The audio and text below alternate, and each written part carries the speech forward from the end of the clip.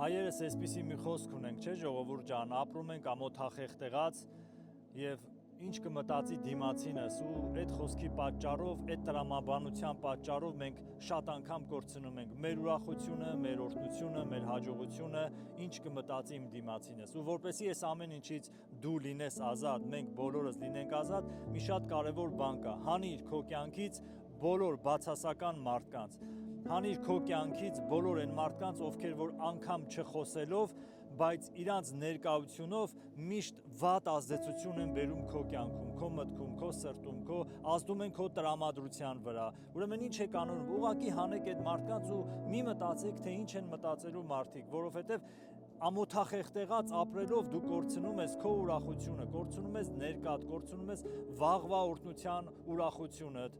փչացնում ես կարծես տրամադրությունդ եւ ամեն բան։ Իսկ որպեսզի այդ ամեն ինչը չլինի, սիրելիներս, շատ կարեւոր է, որ այդ մարդկանց մենք հանենք մեր կյանքից, ոչ թե ատենք, ոչ թե թշնամաբար վերաբերվենք, այլ պարզապես քո կյանքից հանիր։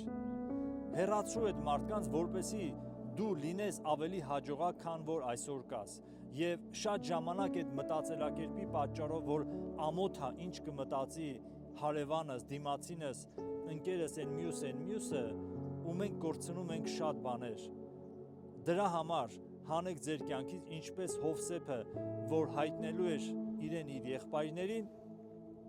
նա դուրս հանեց այն մարդկանց, որ գտնվում էին պալատի մեջ եւ իր ընտանիքի անդամները չէին, կարծես ավելորդ մարդիկ են այդ ժամանակ։ Եվ նա ասեց ամեն մարդու դուրս հանեք իմ մոտից։ Եվ երբ որ նրանք դուրս եկան, Հովսեփը ասեց. Ես եմ Հովսեփը ձեր եղբայրը։ Նա հայտնեց իրեն իր եղբայրներին իրով լինելը։ Սիրելիներս, քննեք ձեր կյանքը, նայեք ձեր կյանքը եւ տեսեք, թե իրականում եթե կան անձեր, որոնք լուրջ ձևով վատ ազդեցություն են բերում ձեր կյանքում եւ փչացնում են ձեր օրը, տրամադրությունը եւ իրենց բացասական